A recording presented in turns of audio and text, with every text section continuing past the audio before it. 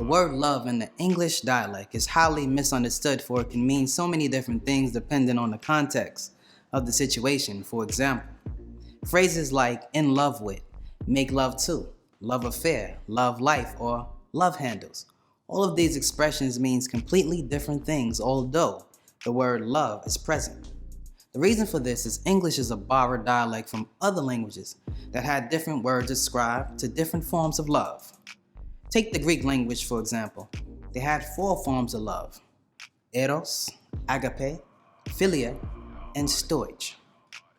It is no secret that the Greeks learned most of their right knowledge from the mothers and fathers of all civilization, who was none other than the ancient pre-dynastic Egyptians, known as the Tarhites, the original woolly-haired, dark-skinned deities. Welcome to Back to the Basics, where you learn facts, hope you embrace it. Watch, like, share, bring in awareness. Watch, like, share, bring in awareness. I'm fearless. Welcome to Back to the Basics, where you learn facts, hope you embrace it. Watch, like, share, bring in awareness. Watch, like, share, bring in. Let us now explore the nature of love from an ancient Egyptian perspective. In ancient Egypt, which was known by many other names such as Tamare or Kemet, before foreign invaders renamed it Egypt, we had 3 forms of love. Those forms were Sha'ep, Habub, and Ashuk. Ashuk is divine love, and Sha'ep and Habub are dimensions of it. In order to understand the dimensions of a thing, you must first know what a thing is.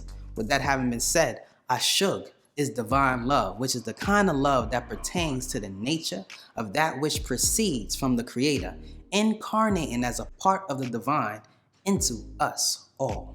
So, the question is, why don't we all project divine love to one another if it is in us? Well, it's simple. Since divine love permeates from the Creator, it comes down as a kind of emotion and concern that humans do not understand. And that's because it is not something that can be mathematically calculated with any modern instruments. You see, divine love presents itself by way of the soul, and the soul relates to your emotional body.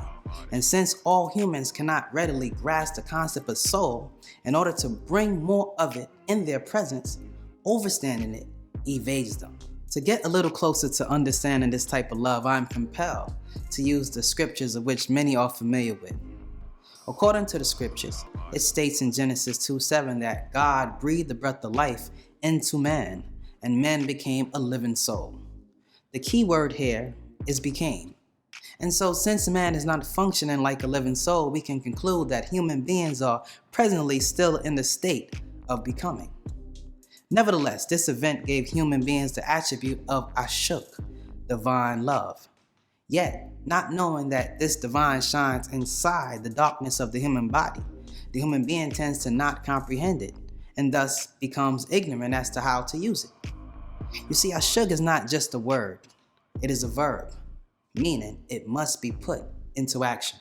Now, in order to know what a thing is like, it is wise to first analyze what it is not like. With that being said, Ashuk is not lust, sex, greed, or selfishness. Ashuk is the unconditional love of what our ancient ancestors Pa-Neteru has for us, and it is the reason why we still exist. Ashuk does not embrace jealousy, hate, ego, pride, or practice aggression to others. It has you treat all people kindly with patience, despite race or creed. It does not get upset easily, nor does it slander or seek personal desires. Ashuk must never be interpreted as weak or passive, for it is powerful and strong in the ways of right knowledge. Ashuk is the key to all.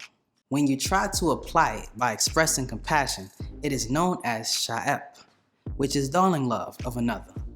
When you apply it, it is known as Habub, which is contact love, an expression towards something you like.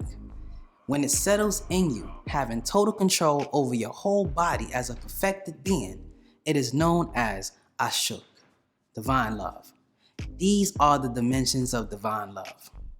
Now ask yourself, which one do you have in your heart? I'm Kefre, and this is Back to the Basic.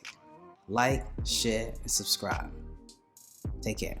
Facts we stated. You wanna know something? Go back to basics. Mozart trapping was called the Matrix. The world feel lies, yet it's hard to face it. So I spread truth, hope you embrace it.